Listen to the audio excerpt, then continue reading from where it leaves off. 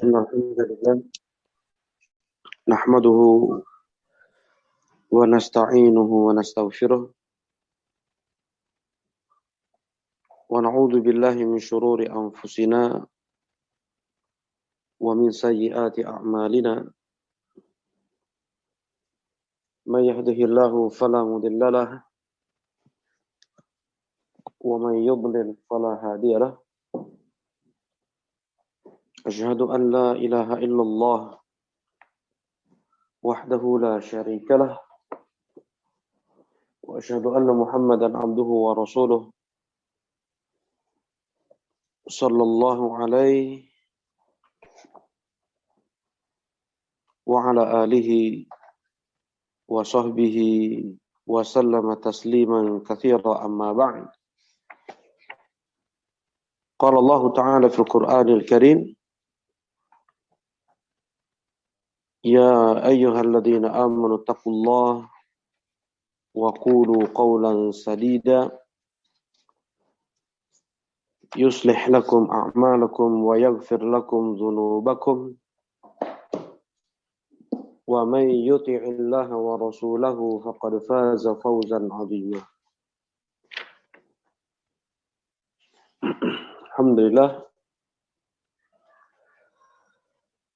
Alhamdulillah bifadlillahi wa rahmatihi wa ihsanih. Kita bersyukur dengan memuji Allah yang dengan limpahan nikmat, rahmat dan ihsannya di sore hari ini kembali kita dapat melanjutkan thalabul ilm, belajar ilmu agama, melanjutkan kajian kitab Sahih Muslim yang ditulis, yang disusun oleh Al-Imam Abul Husain Muslim Ibn Hajjaj Al-Qushairi An-Naisaburi rahimahullahu ta'ala. Nah, pada bab sebelumnya kita telah membahas tentang larangan untuk memukul-mukul pipi, menyobek-nyobek baju, dan menyerukan seruan-seruan jahiliyah ketika tertimpa musibah. Insyaallah kita masuk bab yang berikutnya, yaitu bab bayan ghiladhi tahrimin namimah. Bab penjelasan tentang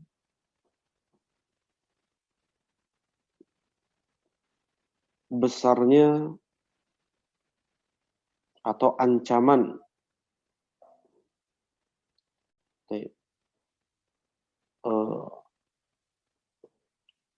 ghilad, besarnya haramnya namimah. Ya, keharaman namimah itu sangat besar, dosa yang sangat besar, dan ini ijma' para ulama bahwasanya namimah adalah dosa besar. Di sini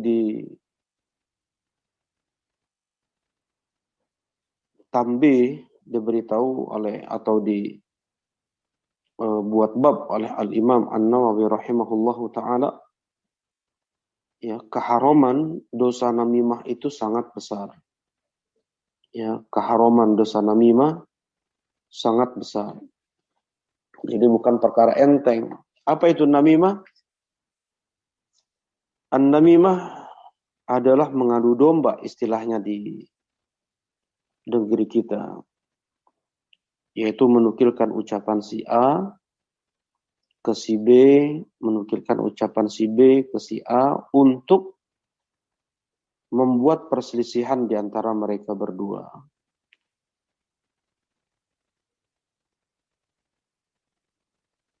Nah, itu namimah. Dan biasanya namimah tidak hanya menukilkan ucapan si A kepada si B seutuhnya. biasanya kebanyakannya itu ditambah atau dikurangi. Dan kebanyakan namimah mengandung kadzib, mengandung dusta. Apabila demikian, maka lebih besar lagi dosanya. Selain dia mengadu domba, dia telah membuat tuduhan fitnah. Kemudian di sana ada al-kadzib, kedustaan. Ya, tuduhan, fitnah, buhtan, namimah satu, buhtan satu lagi kadzib. Nah, ini dosa-dosa besar semuanya. Kalau seandainya namimah tersebut ada kata-kata yang ditambah atau dikurangi ya oleh si pembuat fitnah, oleh si namam, atau bahasa lainnya qattat. Qattat sama dengan namam,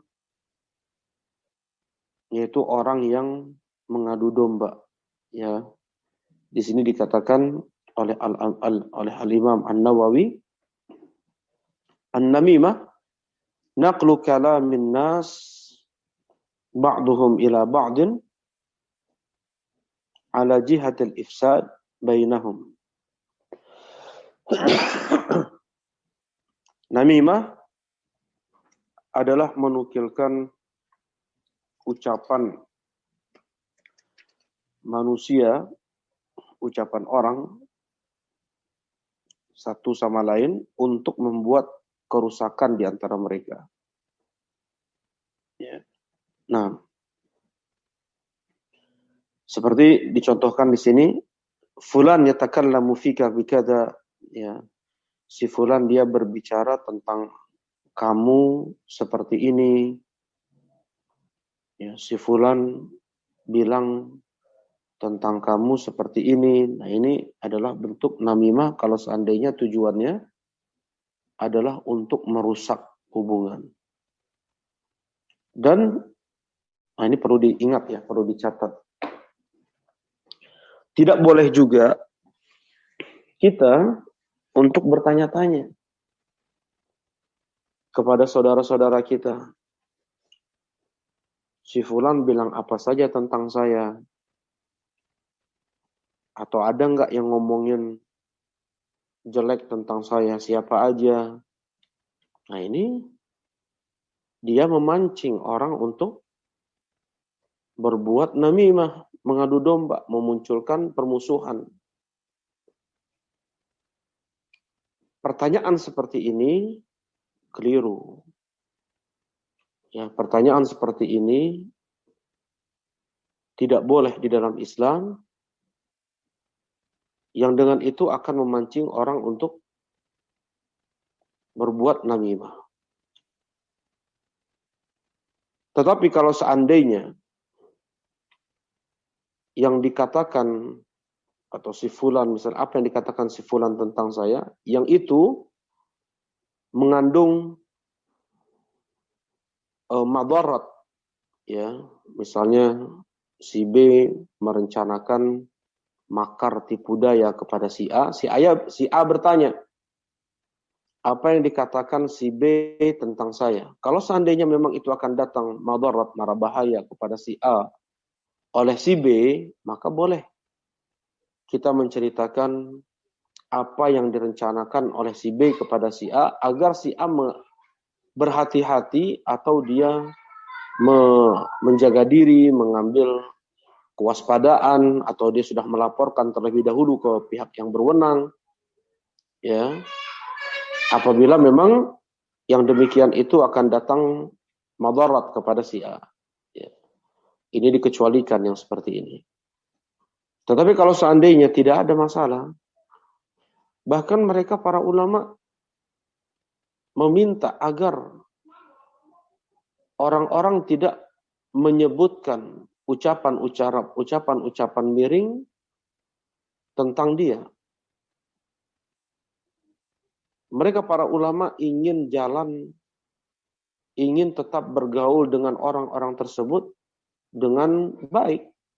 Kalau seandainya sudah ada ucapan tidak baik, tentunya bermuamalah agak sedikit berat. Ya, tidak akan sehangat dulu lagi kalau dia tahu.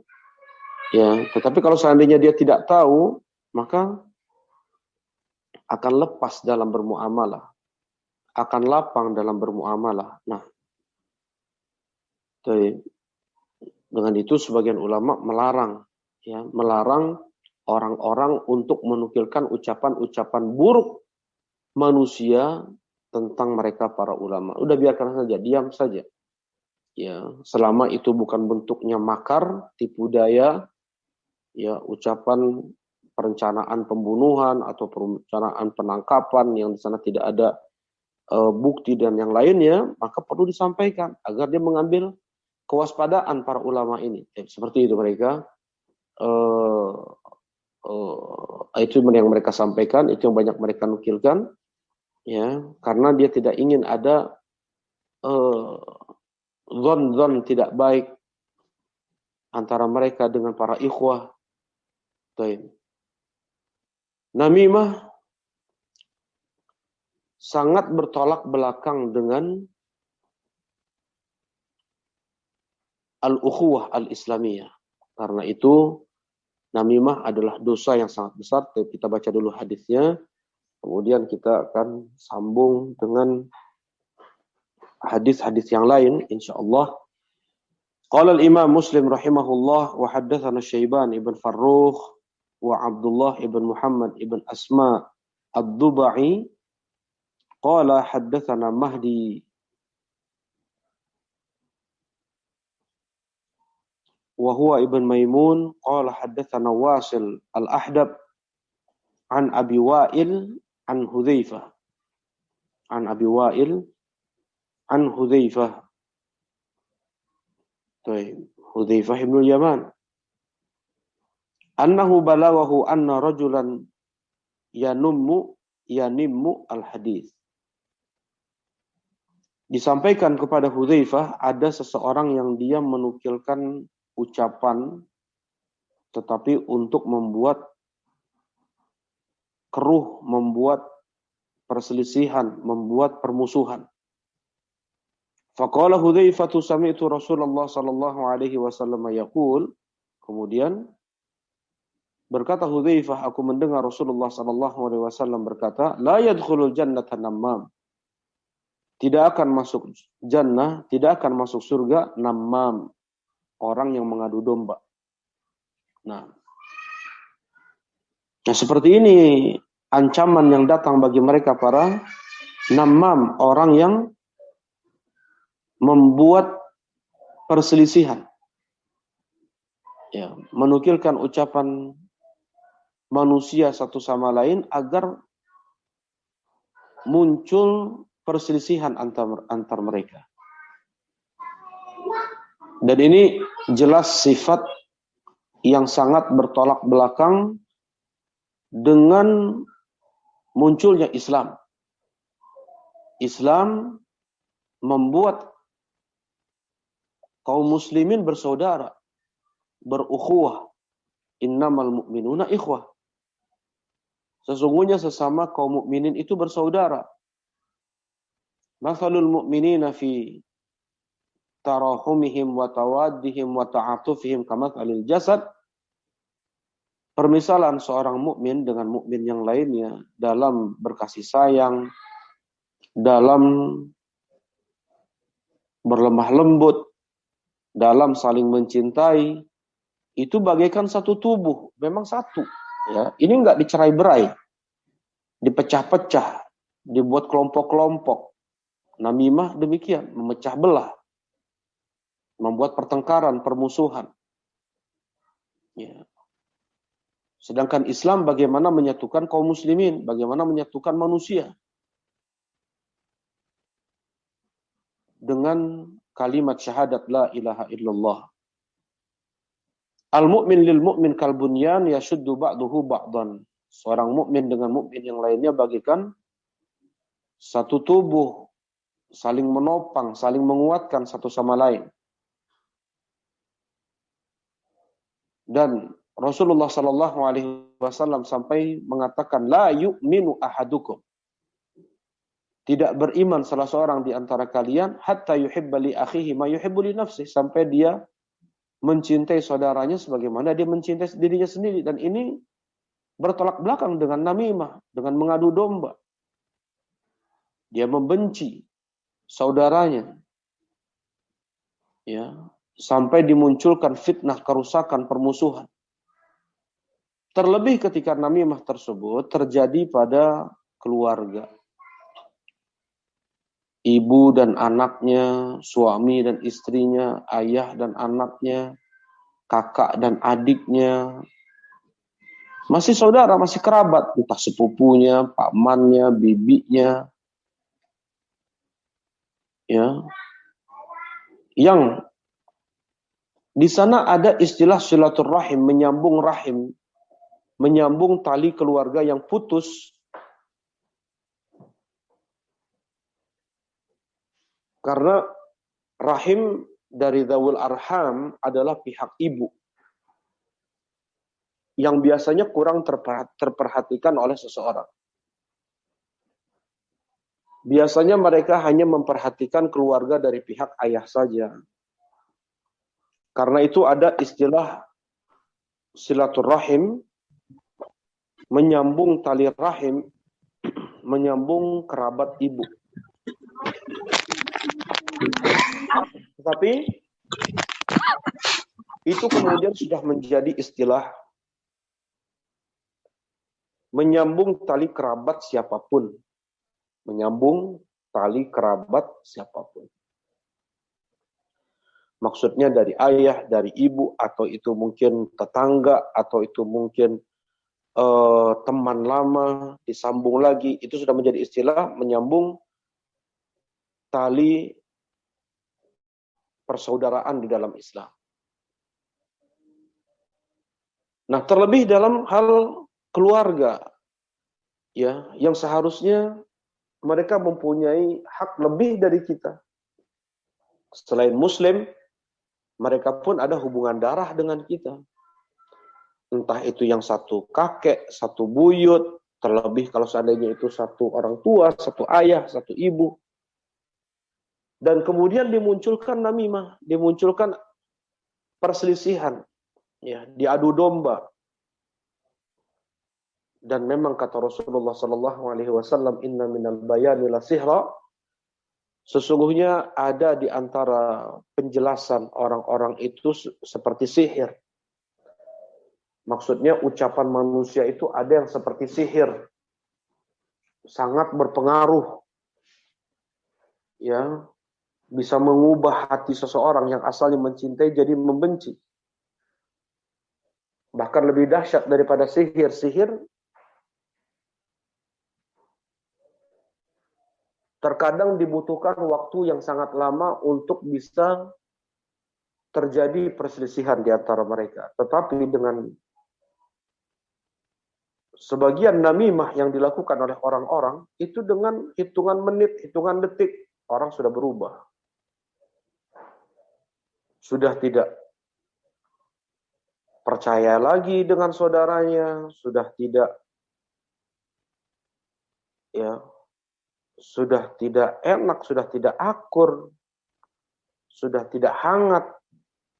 Nah, dan mereka para ulama mengingatkan terlebih apabila namimah tersebut dilakukan antar ikhwah. Karena persaudaraan di atas tauhid dan sunnah lebih daripada persaudaraan secara umum kaum muslimin. Karena tauhid dan sunnah sekarang ini adalah karomah yang paling tinggi yang Allah Subhanahu wa taala anugerahkan kepada seorang hamba. Ya. Bagaimana seseorang dia bisa berislam seperti Islamnya Rasulullah sallallahu alaihi wasallam. Jangankan kita yang sudah 1400 tahun lebih ditinggalkan oleh Rasulullah sallallahu alaihi wasallam.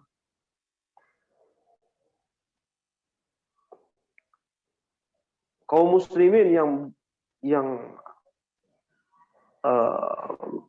berada di akhir zaman sahabat saja sudah banyak terpengaruh dengan pemikiran-pemikiran bid'ah.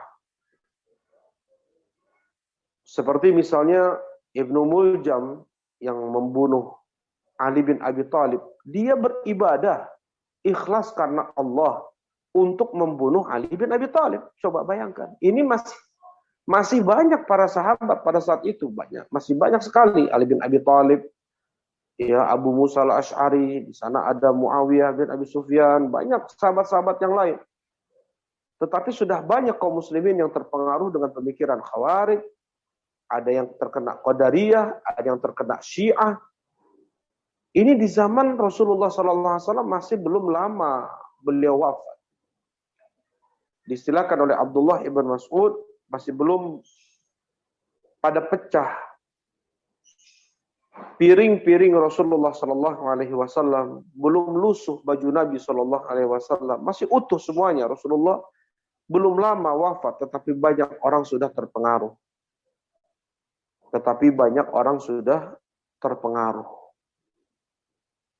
Ya. Dengan pemikiran-pemikiran bid'ah, sampai ada yang, ya tadi Ibnu Muljam, dia beribadah untuk membunuh Ali bin Abi Thalib.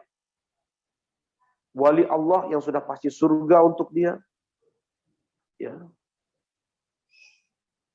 Nah, ketika ada kelompok kaum muslimin di zaman ini sekarang yang mereka berusaha untuk berislam dengan Islamnya Rasulullah Shallallahu Alaihi Wasallam, bagaimana mereka berakidah, beribadah, bermuamalah, ya, berakhlak dengan apa yang datang dari Rasulullah Shallallahu Alaihi Wasallam. Mereka berusaha untuk mempunyai iman seperti imannya para sahabat. Fa in amanu bimithli ma amantum bihi faqad ihtadaw. Andaikan mereka beriman seperti imannya para sahabat, maka mereka telah mendapatkan hidayah, kata Allah Subhanahu wa taala. Wajib kita untuk mempunyai iman seperti yang diajarkan oleh Rasulullah SAW kepada para sahabat. Nah, kalau seandainya orang-orang tadi, ya, yang mereka berada di atas tauhid, yang mereka berada di atas sunnah, dimunculkan namimah antar mereka, tentunya ini semakin buruk lagi. Apalagi ketika namimah tersebut dilakukan antar ustadz guru dengan muridnya. Lebih parah lagi ketika namimah tersebut dilakukan antar ustadz atau antar guru. Nas'alullah al-afiyah.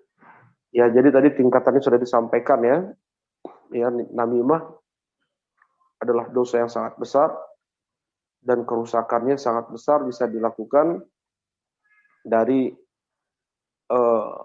keumuman kaum muslimin. Yang lebih tinggi lagi tingkat dosanya adalah apabila namimah tersebut dilakukan antar keluarga, kerabat yang ada hubungan darah. Kemudian antar ikhwah yang sudah mengenal tauhid dan sunnah. Antar guru dengan muridnya. Bahkan dibuat antara guru ustadz satu sama lain. Dibuat namimah, dibuat saling membenci. Ya, dibuat saling bermusuhan. Yang seperti ini lebih besar lagi dosanya. Ya.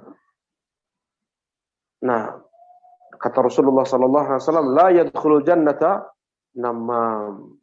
Tidak akan masuk surga namam.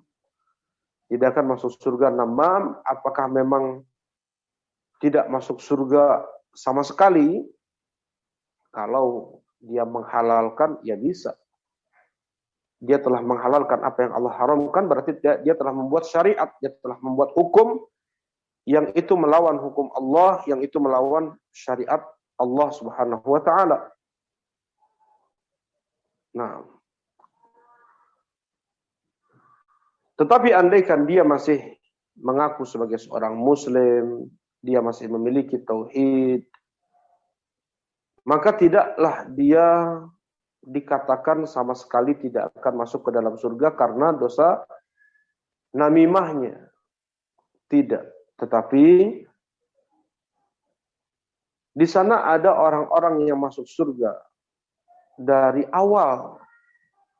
Tidak sedikit pun mendapatkan azab Allah. Mereka yang masuk surga di kloter pertama istilahnya. Mereka yang tidak dihisab, mereka yang tidak diazab, langsung mereka masuk ke dalam surga. Dan orang yang melakukan namimah tidak akan masuk ke dalam surga di kali pertama atau di kloter-kloter pertama. Orang yang melakukan namimah dia akan diazab. Orang yang melakukan namimah dia akan diazab.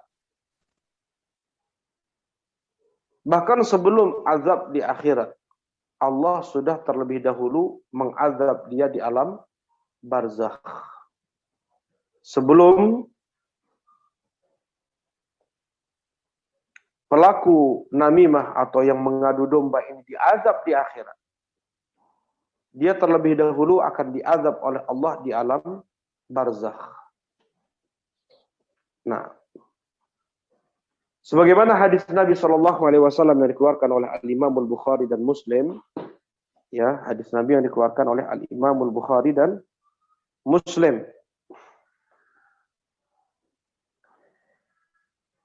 Dari sahabat Nabi Abdullah ibn Abbas radhiyallahu taala anhuma, Abdullah ibn Abbas ibn Abdul Muttalib, sepupu Nabi, anna Rasulullah sallallahu alaihi wasallam marra biqabrain. Rasulullah sallallahu alaihi wasallam melewati dua kuburan. Faqala innahuma la yu'adzaban. Sesungguhnya dua penghuni kubur tersebut sedang diazab. Sesungguhnya dua penghuni kubur tersebut sedang diazab. Wa ma yu'adzabani fi kabir, jadi berdasarkan wahyu. Rasulullah SAW mengatakan ini, beliau tidak bisa melihat para penghuni kubur. Beliau tidak mendengar jeritan-jeritan tangisan para penghuni kubur yang diazab. Tetapi beliau diberi wahyu. Beliau manusia seperti halnya kita. Makan, minum, tidur, mengantuk, itu Rasulullah SAW. Seperti halnya kita manusia biasa. Tetapi perbedaannya Rasulullah SAW diberi wahyu sedangkan kita tidak. Nah, ketika Rasulullah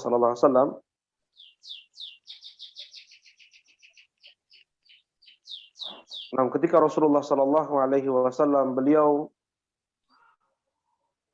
melewati dua kuburan, diberi wahyu oleh Allah Subhanahu wa taala bahwasanya penghuni dua kubur tersebut sedang diazab. Wa ma yu'adzabani fi kabir, dan tidaklah mereka berdua itu diazab karena sesuatu yang sangat besar, berat untuk mereka tinggalkan, enteng, mudah sebenarnya untuk mereka tinggalkan.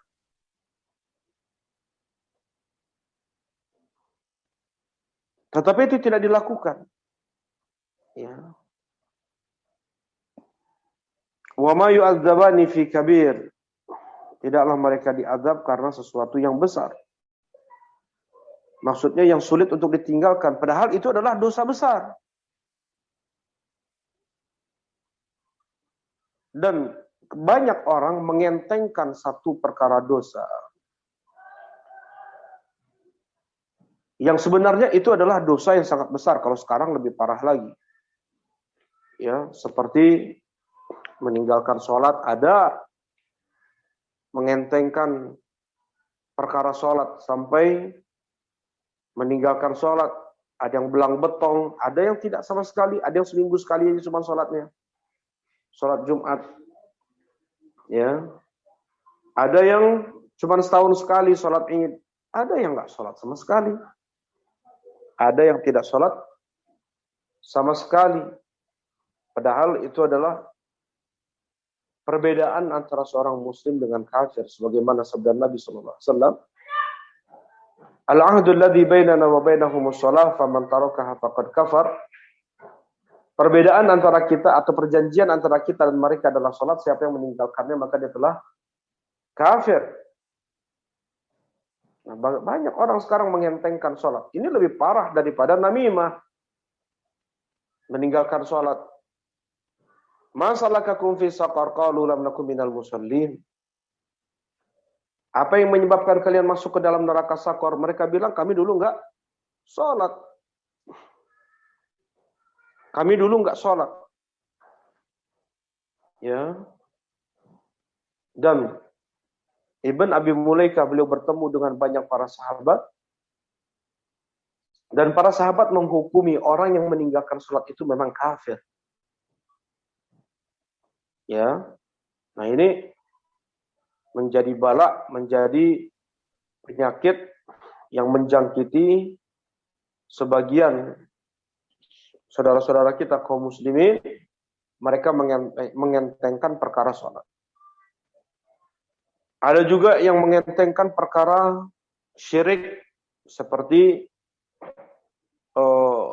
mempercayai peramal-peramal, bintang-bintang zodiak, dukun, ya, mau sukses datang ke dukun, mau harta, mau kaya datang ke dukun. Padahal dukun itu rumahnya gubuk di tengah hutan atau di tengah-tengah kuburan. Kalau sebagian orang akalnya sudah hilang. Kalau seandainya dukun tersebut bisa memberikan kesuksesan, untuk apa profesinya dia jadi dukun, rumahnya gubuk pula, biasanya pareot deh, ya, hese dahar ge, dukun, minta kaya ke orang yang susah kaya, kan hilang akal.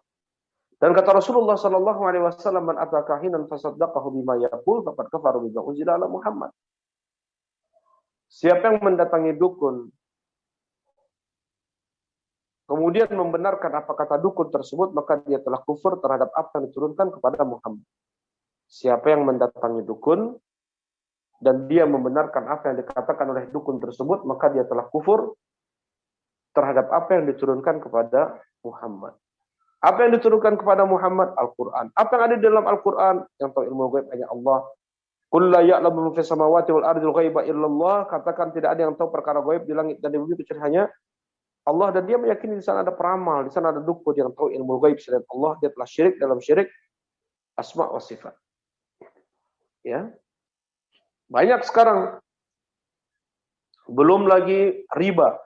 Mau beli rumah, beli motor, beli handphone, beli baju, macam-macam sekarang pakai riba.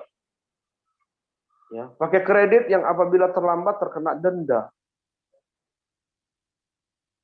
Nah, dan kata Rasulullah SAW, ijtanibus sab'al mubiqat, jauhilah oleh kalian 7 hal yang menghancurkan, di antaranya adalah riba. Ya ayyuhalladzina amanu taqullaha wa dharu ma baqiya minar riba. Wahai orang yang beriman, jagalah oleh kalian ketakwaan kepada Allah dan tinggalkanlah riba. Ya, andaikan tidak berhenti, maka kumandangkanlah perang antara dia dengan Allah dan Rasulnya. Subhanallah. Perang dengan Allah dan Rasulnya. Mungkin menang, mustahil. Dan ini umum. Ya, ini umum. Ancamannya sangat dahsyat. Lebih dahsyat daripada namimah.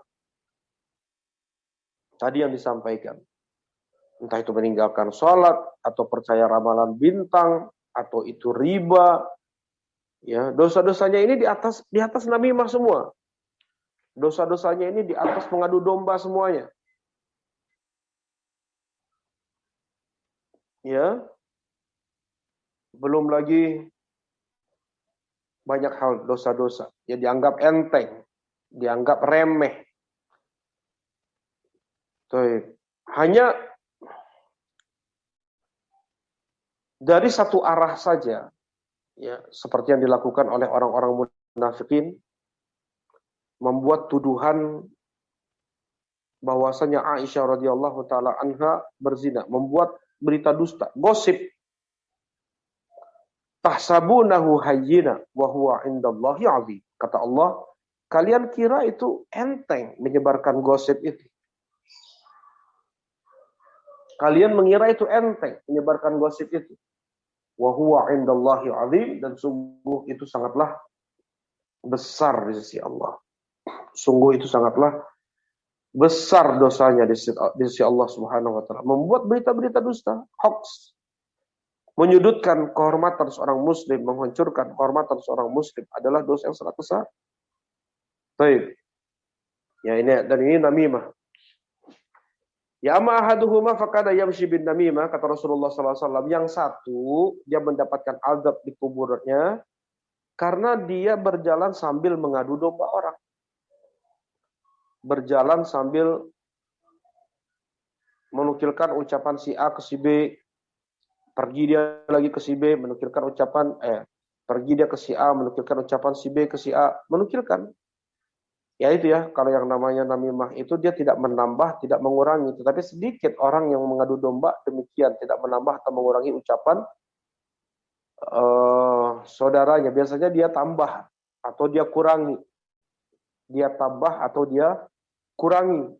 Ada unsur buhtan, tuduhan di sini, fitnah, ada unsur kadzib. Nah, di sini udah terkena 3 dosa. Sebenarnya kalau seandainya dia balem, dia tutup mulut, dia mingkem, dia tidak terkena azab kubur. Mudah dia lakukan sebenarnya.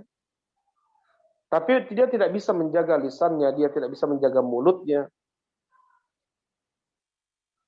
Ya, sekalipun hanya iseng, hanya mengisi waktu, melepas penat, nggak ada urusan dengan itu. Dosa adalah dosa.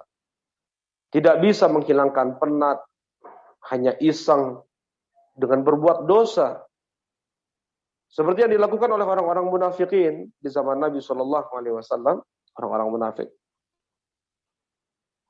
Mereka dalam perjalanan dari Tabuk ke Madinah, perjalanan yang sangat jauh, terik panas, matahari melelahkan. Mereka mengucapkan kata-kata yang itu menyudutkan Rasulullah SAW dan para ulama yang ada di sekitar Rasulullah SAW. Mereka yang paling pengecut kalau ketemu musuh, rakus kalau makan, dibilangnya seperti itu.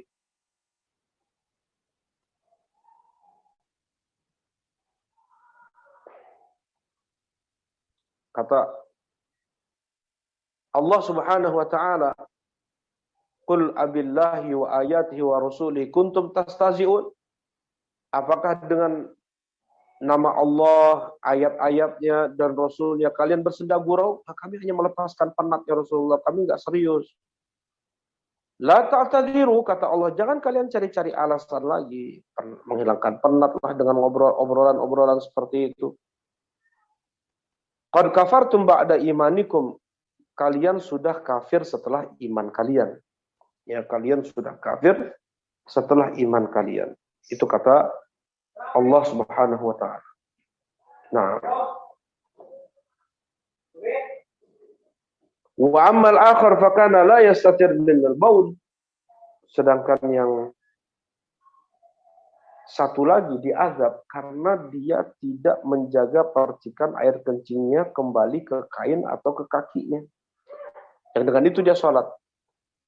Sebagian orang kencing ini sembarangan, ya, kencing di ban mobil, di jalan, dan dia tidak perhatikan percikan air kencingnya, atau sekalipun dia kencing di rumah, ya, dia buang air kecil di rumahnya sekalipun, dia tidak perhatikan percikan air kencingnya itu kembali ke kakinya, terkena ke kakinya, terkena ke celananya. Nah, biasanya orang seperti ini memang orang yang jarang jaga sholat. Dia enggak menjaga sholat. Ya, kurang peduli, kurang tanggap dengan sholat. Meremehkan sholat. Orang yang enggak sholat biasanya yang kencing seperti itu. Kalau orang yang sholat, dia akan berhati-hati dengan pakaian yang dia pakai. Ketika sholat, jangan sampai pakaian yang dia pakai nanti ketika sholat itu terkena najis. Karena itu biasanya dia sangat berhati-hati kalau kencing. Berbeda dengan orang yang tidak sholat, dia seperti itu. La yastatir minal baul. Ya, jadi, nah, dan tentunya sahabat yang ada di hadis ini beliau menjaga sholat. Ya, beliau menjaga sholat. tetapi kurang terperhatikan percikan air kencingnya untuk kembali ke kainnya atau untuk kembali ke kakinya, yang dengan itu dia sholat terkena najis-najis kencing sendiri, hukumnya haram.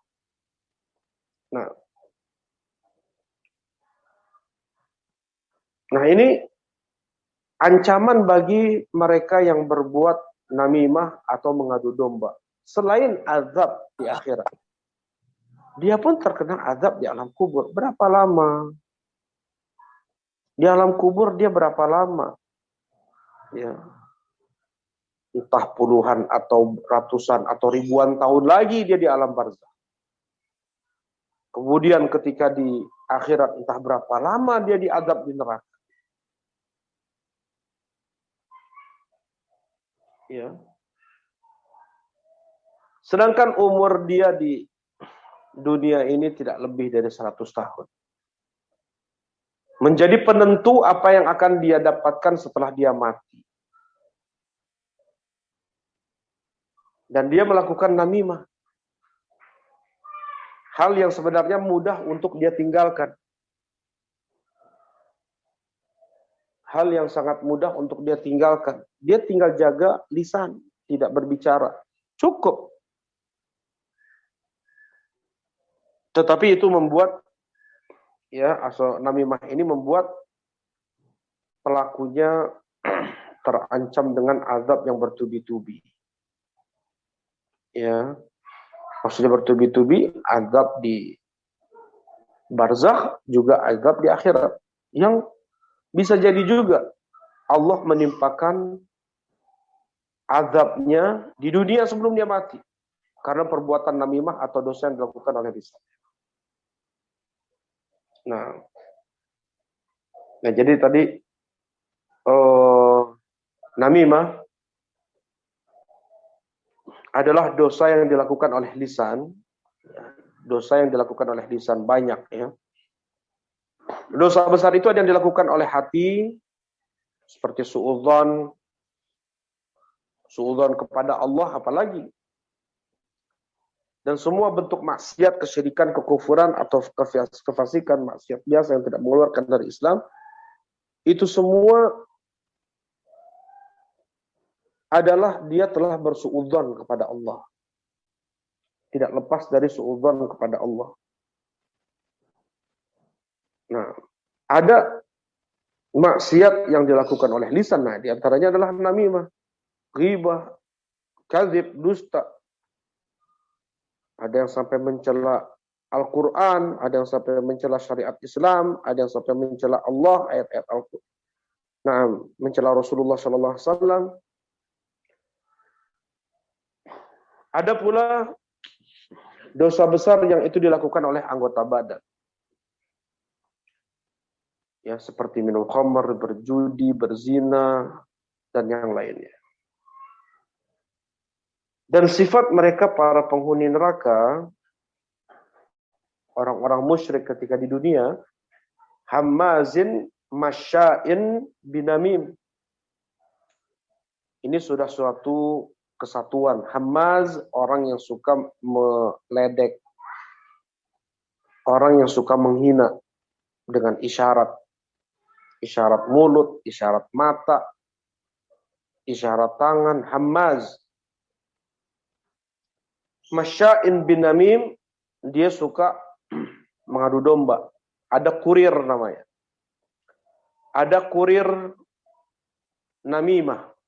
Ya, memang dia berjalan, ada usahanya, ada kesungguhan dia untuk membuat kerusakan itu. Dikatakan masya, dia orang yang berjalan untuk mengadu domba, sengaja. Dia pergi dari satu tempat ke tempat lain, ya, dari satu orang ke orang lain untuk membuat tadi permusuhan, pertengkaran di antara mereka. Itu kepuasannya, nasallallahu alaihi. Ada sebagian orang puasnya dengan apa? Membuat masalah, membuat sengketa, membuat keributan, nasallallahu alaihi. Ya, jelas ya tadi bahwasanya kenapa ini dosa sangat besar, karena melawan atau bertolak belakang dengan hikmah diturunkannya Islam dan Sunnah.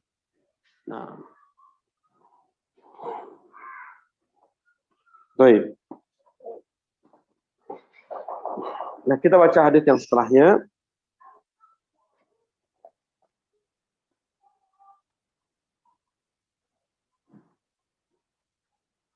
Oh, ini sama ini hadis. Labas kita baca hadisnya. Qala al-Imam Muslim rahimahullah haddatsana Ali bin Hujr As-Sa'di wa Ishaq ibn Ibrahim Al-Hamdali. Qala Ishaq akhbarana Jarir an Mansur an Ibrahim an Hammam ibn Harith. Qala kana rajulun yanqulu al-haditha ila al-amir fakunna julusan fil masjid. Faqala al-qaum hadha mimman yanqulu al-hadith ila al-amir. Qala faja'a hatta jalasa ilaina faqala Hudzaifah sami'tu Rasulullah sallallahu alaihi wasallam yaqul la yadkhulul jannata qattan. Kata Hammam ibn Harith, ada seseorang yang dia biasa menukilkan atau melaporkan ucapan-ucapan masyarakat, rakyat ke pemerintah. Ya, kemudian nanti ada eksekusi dari pemerintah, tadi penjara, tadi bunuh. Fakunna julusan fil masjid, kami sedang duduk di masjid, tiba-tiba datang orang tadi, orang yang suka melaporkan ucapan-ucapan ke pemerintah. Ya. Kemudian berkata orang yang dalam masjid itu kepada sahabat Nabi Hudzaifah ibn Yaman,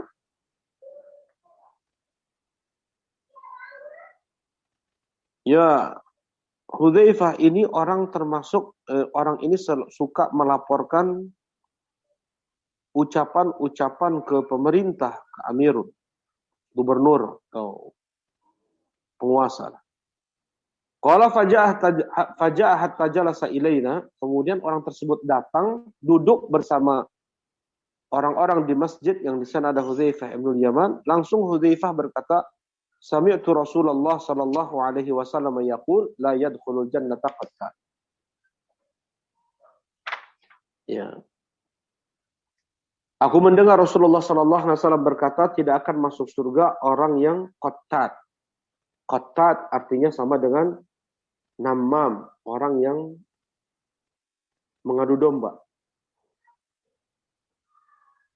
Ya tadi terkadang orang-orang yang suka mengadu domba itu udah berdusta, berbohong, menambah-nambah ucapan. Sehingga nanti ada muncul kebencian dari pemerintah kepada rakyatnya. Ya. Sehingga nanti ada yang diciduk, macam-macam. Lil ifsad. Apalagi kalau seandainya, nah ya berarti ini seperti mata-mata gitu. Orang yang kerjanya ya jasus, apa namanya, mata-mata dalam bahasa Arabnya apa? Jasus.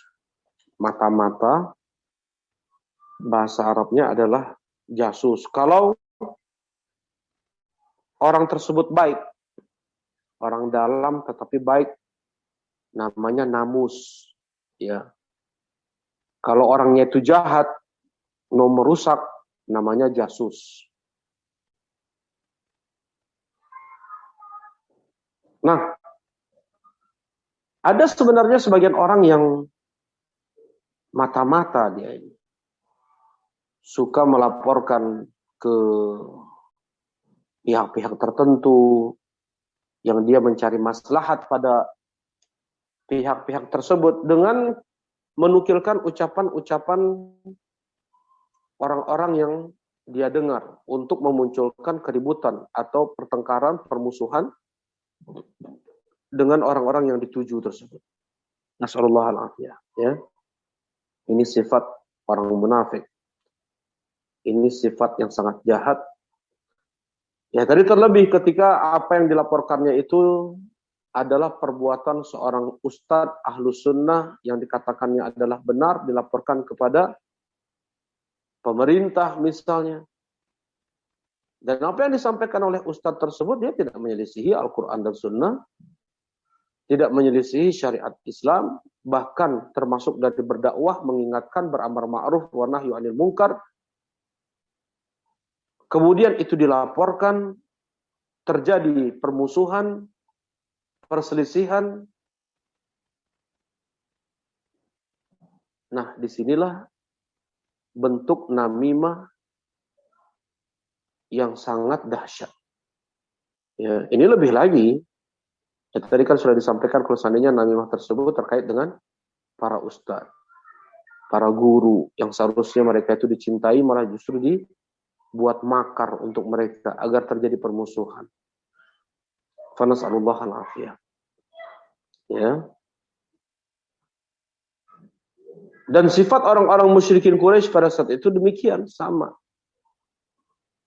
Membuat namimah, ya, tuduhan-tuduhan yang lebih sekarang ini. Bahkan ahlu sunnah, mereka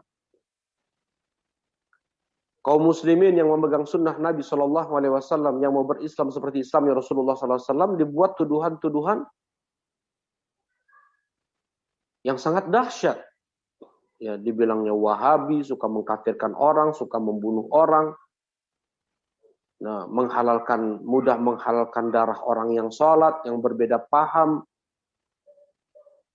Dan itu terpengaruh, banyak masyarakat, banyak orang terpengaruh dengan berita-berita dusta yang seperti ini. Sehingga ada pesantren yang dibakar, ada ustadz yang ditampar, ada orang yang ditangkap, ustadz yang ditangkap. Karena semua itu dari namimah. Ya, ini namimah. Karena itu Syekh Sulaiman Ar-Ruhaili hafizahullah ta'ala, beliau mengingatkan, karena itu coba renungkan dulu apa yang mau diucapkan tersebut. Jangan sampai dia mengucapkan kata-kata yang nggak dia tambahkan, tidak dia kurangi dari saudaranya. Ya. Nggak dia tambah, tidak dia kurangi. Kemudian apa niatannya di sana? Apakah memang ada niatan terselubung untuk agar rusak hubungan persaudaraan, hubungan ikhwah, hubungan kekeluargaan, agar tumbuh benci kepada saudaranya?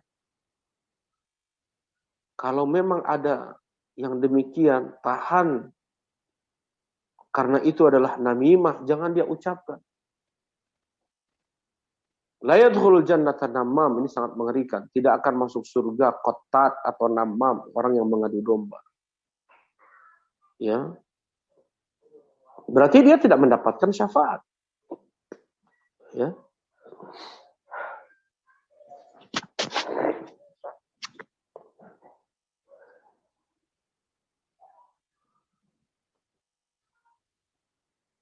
La yadkhulul jannata namam, tidak akan masuk surga orang yang mengadu domba. Tuh. Kemudian di sini disebutkan oleh Al-Imam An-Nawawi rahimahullahu taala, wa kullu ma hamalat ilaihi namimah wa qila lahu fulan yaqulu fika aw yaf'alu fika kadza fa alaihi zatu umur. Al-awwal alla yusaddiqahu illa annahu namam fasik.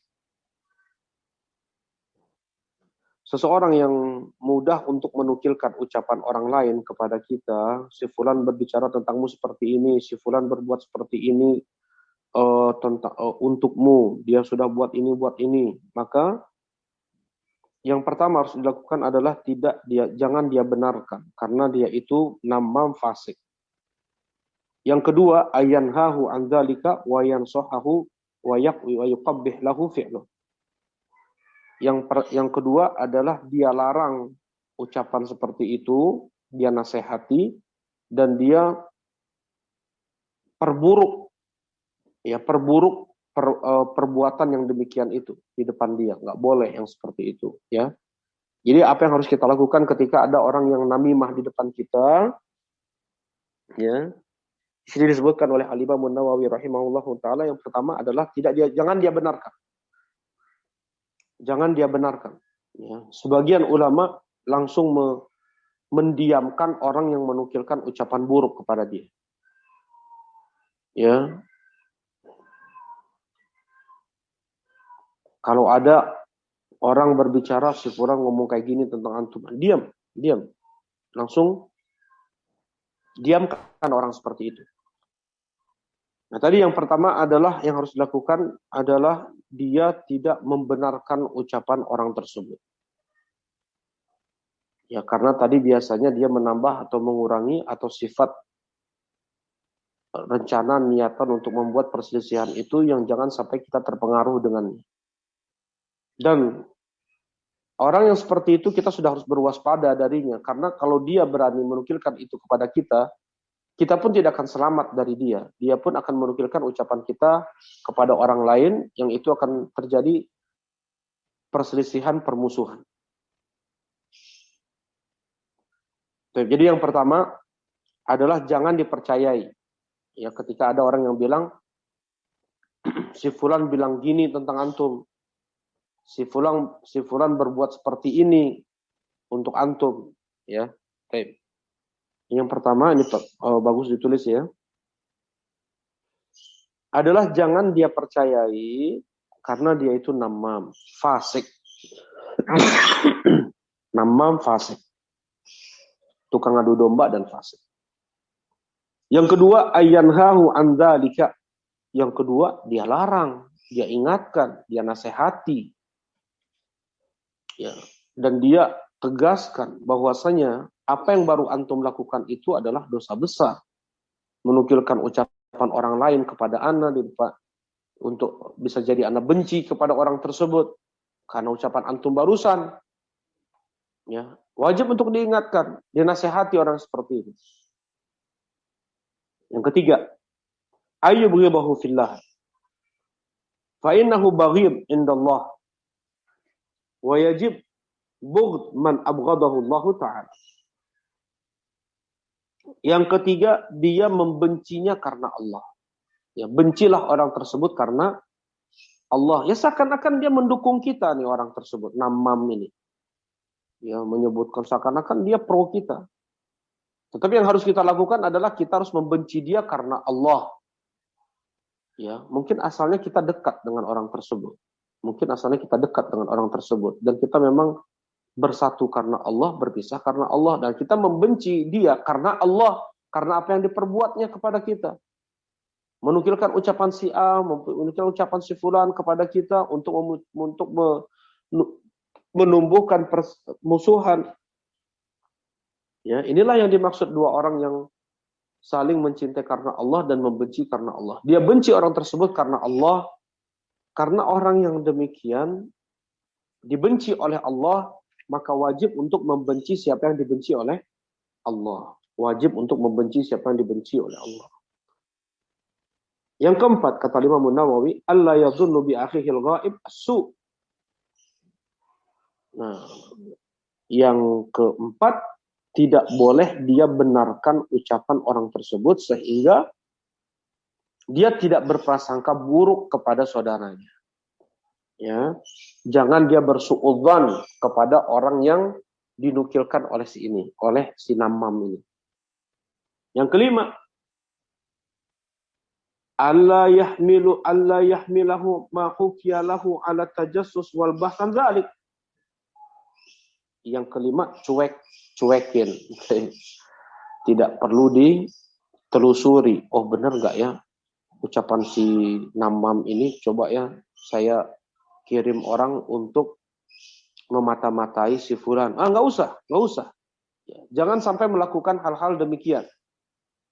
Ya, harus dia lawan dengan tidak dia pedulikan.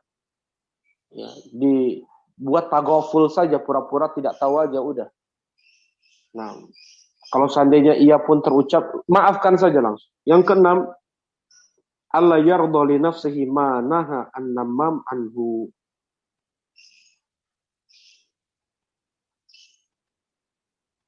Yang keenam, tidak dia ridho atas dirinya apa-apa yang dilarang si namam. Ya. Allah yardha li nafsihi ma nahan namam anhu.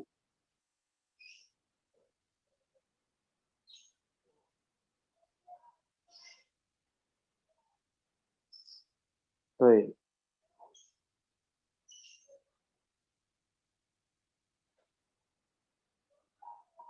Yang keenam ini Allah yarda li nafsihi. Jangan dia ridha terhadap dirinya sendiri. Apa-apa yang dilarang oleh si namam tentangnya. Ya. Ini 6 hal yang disebutkan oleh Al-Imam An-Nawawi rahimahullahu taala di sini.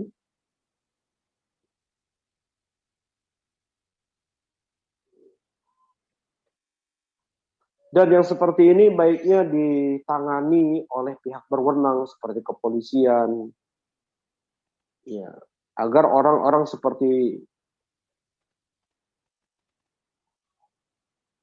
namam ini dia mengambil pelajaran, ada hukumannya sebenarnya seharusnya.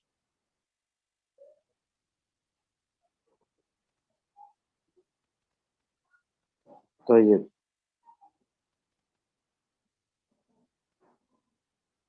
Nah, ya ini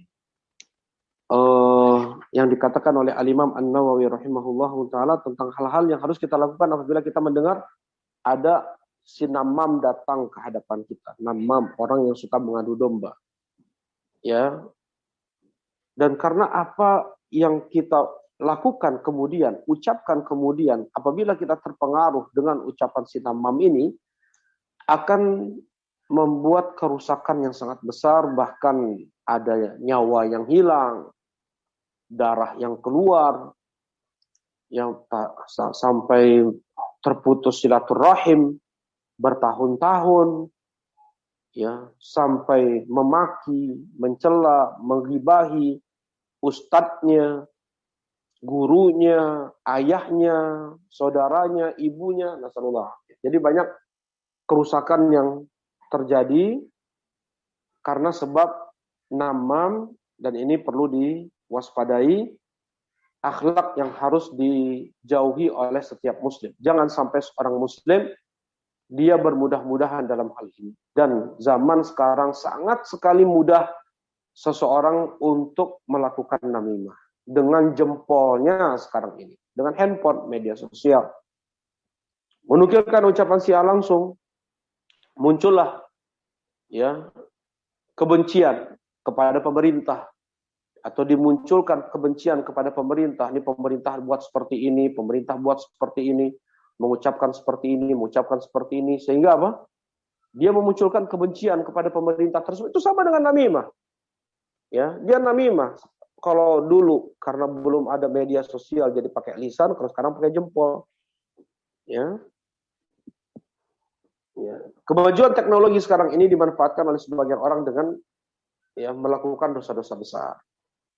Ya, di antaranya adalah namimah. Dan sangat mudah sekarang ini siapapun untuk melakukan namimah. Karena itu kita harus cerdik, kita harus cerdas, kita harus